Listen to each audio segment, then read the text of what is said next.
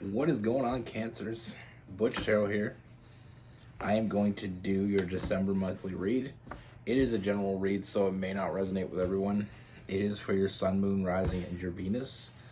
For all you cross watchers, roles can be reversed. Always feel free to comment down below. I want to start this off. We're in December. It's my favorite time of year. Not just because I'm a December Sagittarius, but I just love this time of year. Everybody's just nicer. Everybody just tries so hard to be nice rather than the opposite. You know, everybody just, it seems more open, more festive, and there's so much love swirling around in December. I wish we could be like that all year round, but I'll take what I can get. So I hope you have a happy holidays, whatever you celebrate, whether it Hanukkah, Christmas, winter solstice. There's probably more that I'm not forgetting, but just don't know about yet. But whatever it is, as long as you surround yourself with love, great people, great friends, I wish that for all of you. So with all that being said, let's get it. Universe, what message do we have for Cancers for December 2025?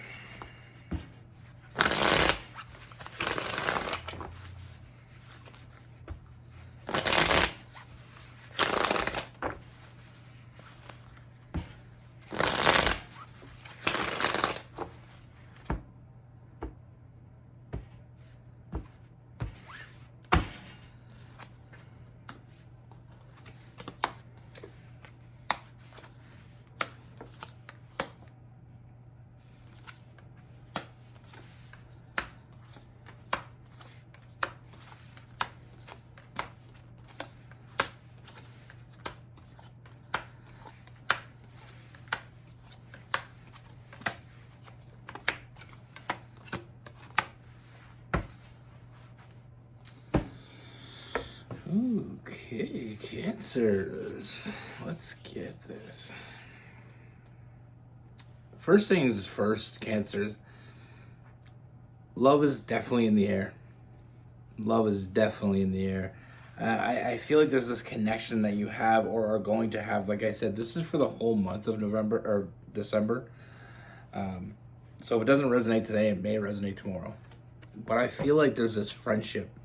And this is where we start. This is where we started. There's this friendship. But with this friendship, I feel there's some, you're having some deep feelings, or you're going to have these deep feelings for this person. Really feeling connected in a deep way. And I feel like I'd like to say this is going to be super easy, but I feel like there's going to be some hiccups along the road. I feel like there's some cold energy coming from this person, like not really sure of how they feel about you, but knowing how you feel about them can be frustrating. And I feel like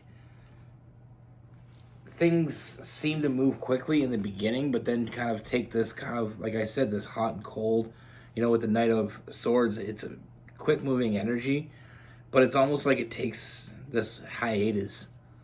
It's almost like it freezes. And it kind of feels a bit cold, like this person's, all of a sudden things were going good.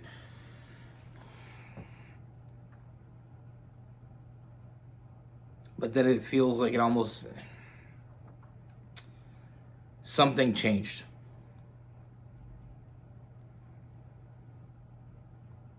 Something's changed in the dynamic between you and this person. Something is going to change. But let me just save you from watching the whole read and feeling this pit in your stomach. I see things happening in a very, very positive way. The changes that are happening are good changes. What I see is this person being in their head. This is new love. They feel a connection to you, and it's not just any connection. I feel like they feel this deep connection, with that Hermit. This person, they get to a point where they just feel something towards you. And because it starts off in a friendship, we get in that little gray area of, should we cross the line? Can we cross the line? Are they going to lose you if they cross the line? And I feel like there's a lot of thinking, like I said, with the Hermit, that Virgo energy, just kind of being in your head. What this person feels for you, it comes on very strong. It hits very hard.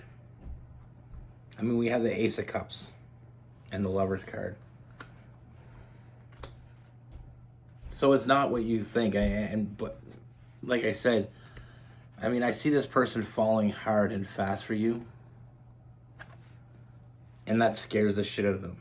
I feel like it scares them because they don't know how you feel, because in their eyes, it's a friendship. They feel, one of the things that makes them really fall in love with you is just that nurturing energy. Cancers are so nurturing. They're so good to you.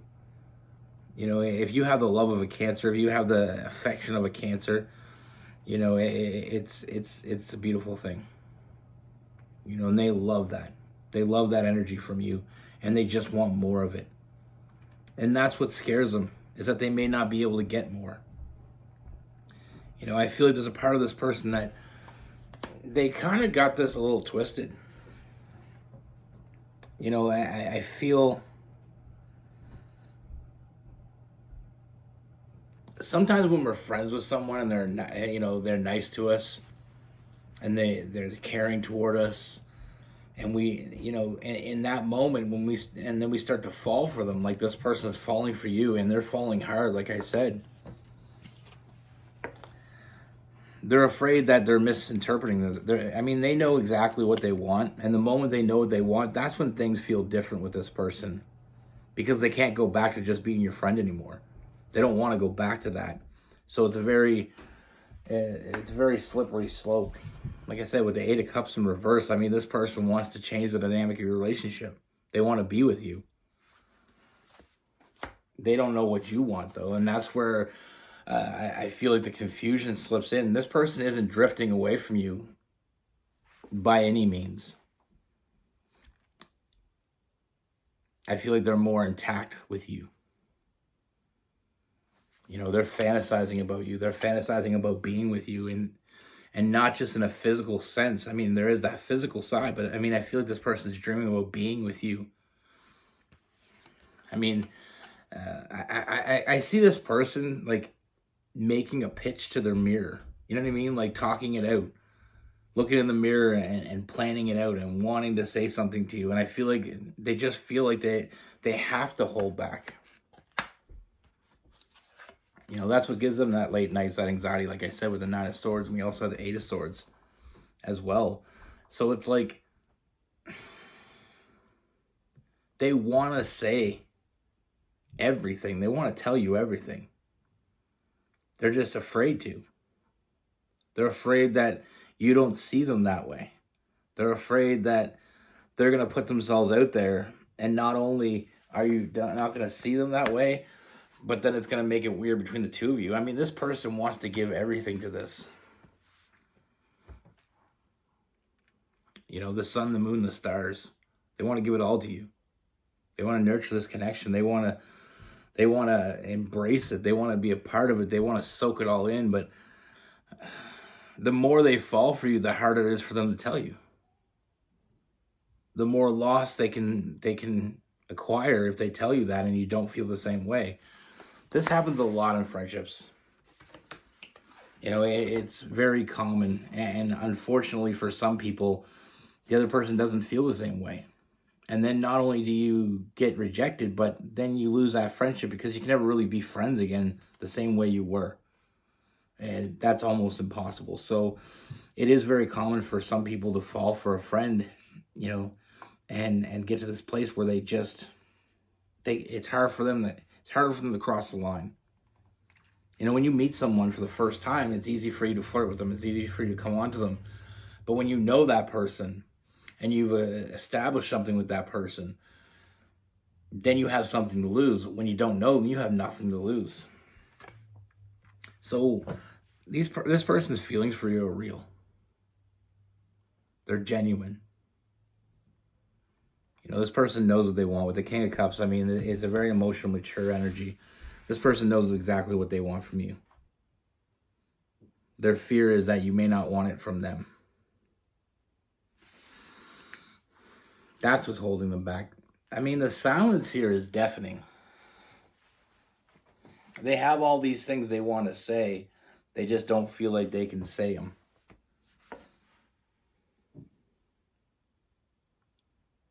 And that's why, I mean, we have the Seven of Swords. They are keeping a secret from you. But that secret isn't what you think it is. At least most of you. You may think this person is trying to detach from you, or you may feel like this person is somewhat turned off by you, or whatever the thing that you think this person is thinking, that's not it. Now, if you're thinking this, what we're saying here, then you may want to start doing readings yourself, because you're probably very intuitive.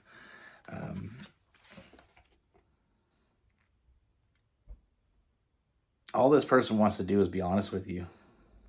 They're afraid to be honest with you because they're afraid that their honesty can cost them you. But like I say with the Chariot, I mean, I feel like this person,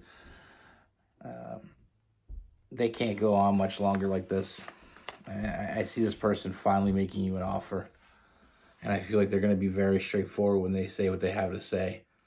And for some of you, it may catch you off guard. It may catch you by surprise. But I feel like it's going to be a happy surprise. I mean, this person, I really don't feel like they expected to fall for you the way they did. But once they saw you, they really saw you. And they do see you. They fell head over heels. And I know for a lot of people, they say, well, falling head over heels for someone's a great thing. I want someone to fall head over heels for me. But sometimes it gets a little more complicated than that. Like I said, especially when it's a friendship, you feel like you're going to lose something if you're wrong. Like I said, if you see somebody on the bus, you see somebody on the street, and you're attracted to them, you go up to them and ask them out for a date. They say no, you may never have to see that person again. But if it's a friend, it's somebody that you've cultivated something with, you have much more to lose, especially the way this person feels about you. They don't want to lose you in any way, shape, or form.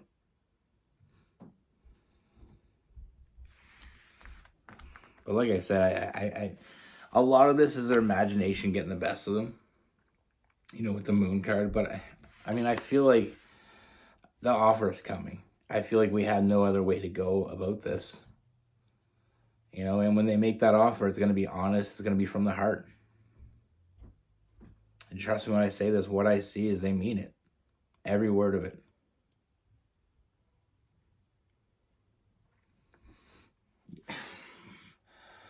What I really see in this that I really want to point out, and it's something that just kind of came to me about halfway through, is I was thinking, like, how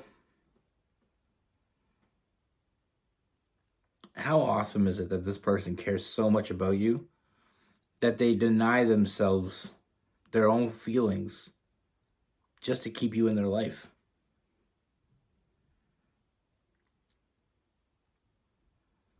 They're denying their own,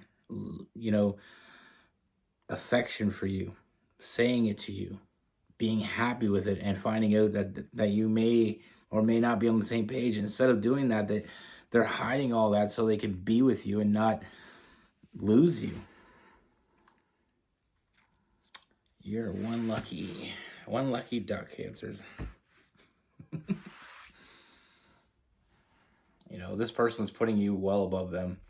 They want you in their life, and they don't want to lose you. They don't want to screw it up.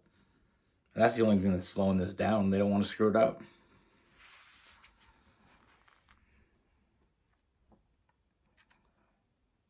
With this person, we have Aquarius, we have Gemini, Cancer, Pisces, and Scorpio.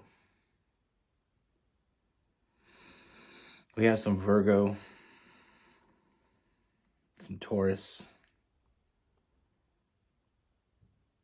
and Aries.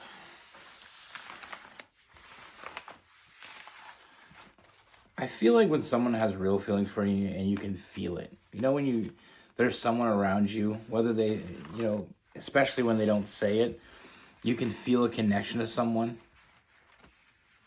Generally, we're never wrong in that. But sometimes it doesn't pan out because that other person just doesn't go for it. They don't put it all out there.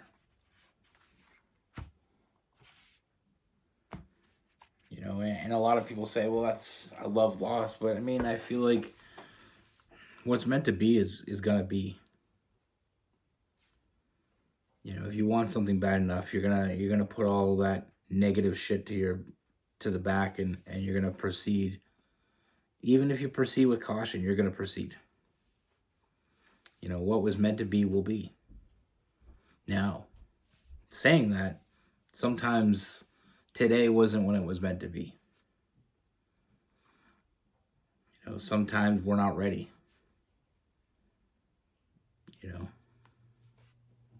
How many times have I heard stories of people that were in love with people for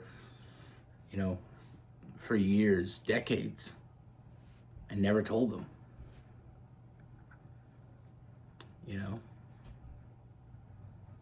The time is right when the time is right. Sometimes you meet the right person at the wrong time. It doesn't mean it's not going to work out. It doesn't mean it wasn't meant to be.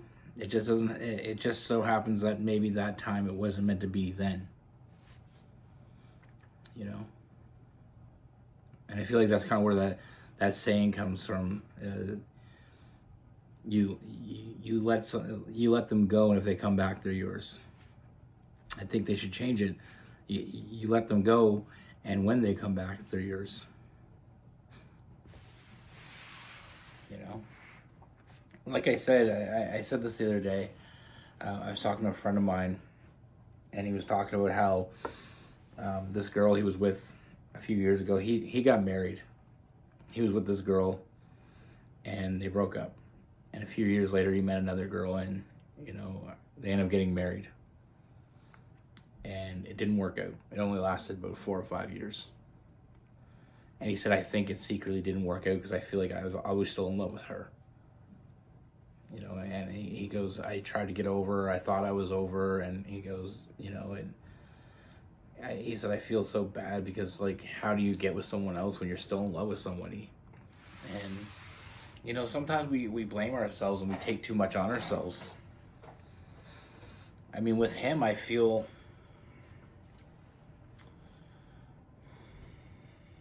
It's hard. It is hard. There's a gray area there. But when he married his wife, I truly felt like, he cared about her, and I feel like he did it out of a good place. I don't feel like there was anything malicious, and I told him that. I don't think you're being malicious. I feel like you had something, you lost it, so you felt like you had to get your life back together and move on, and you moved on. And somewhere along the line, that love was never really dead. It was just kind of burning under the surface. And he said, my relationship really fell apart when I seen my ex again. I saw her, and he said, and it wasn't even because we were thinking, we didn't even talk. He said, I just seen her. And he said, all those feelings came rushing back into me. And he said, I couldn't look at my wife and tell her. He said, I didn't know what to tell her. I couldn't tell her, like, he said, I didn't feel right being in love with someone else. So he said, I told her, this is how it is. He goes, he dealt with it for a few months, and he ended up telling her, he said, listen, there's this girl I used to be in love with. I saw her, and I still have those feelings for her, and it's not fair to you. And